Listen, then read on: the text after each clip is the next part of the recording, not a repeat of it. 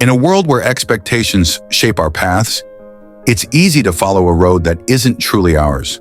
We chase success, approval, and security, but deep inside, something feels missing. You were born with a gift, a calling, a purpose, but finding it isn't always easy.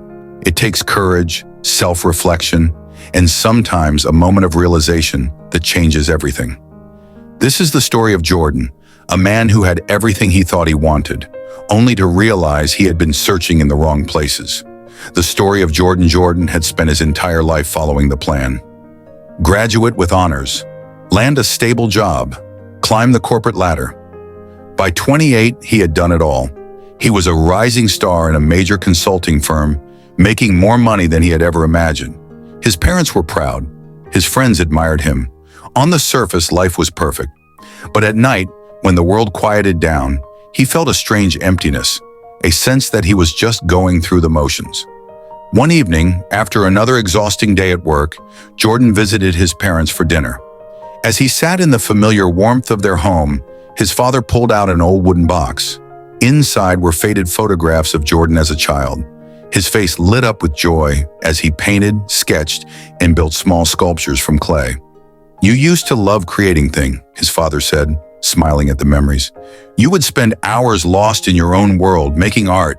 It was like nothing else existed." Jordan laughed, brushing it off. "Yeah, but that was just a hobby." His mother, who had been quiet until now, looked at him with knowing eyes. "Was it?" That night, Jordan couldn't sleep. He kept thinking about those pictures, about the version of himself that had once felt so alive. He hadn't picked up a paintbrush in years, too busy chasing deadlines, promotions, and financial security. The next morning on a whim, he walked into an art supply store. The smell of paint and canvas triggered something deep within him. He bought a simple sketchbook and some pencils, telling himself it was just for fun. Days turned into weeks, and sketching became the best part of his day. He started painting again, experimenting with colors, shapes, and emotions. What began as a small hobby quickly became an obsession, one that made him feel more fulfilled than any corporate achievement ever had. One day, a coworker noticed his sketches and encouraged him to share them online. Hesitant but curious, Jordan created a small page to showcase his work. To his surprise, people resonated with it. Strangers reached out, telling him how his art made them feel seen, understood. A thought crept into his mind, one that scared him. What if this was what he was meant to do? But doubt followed.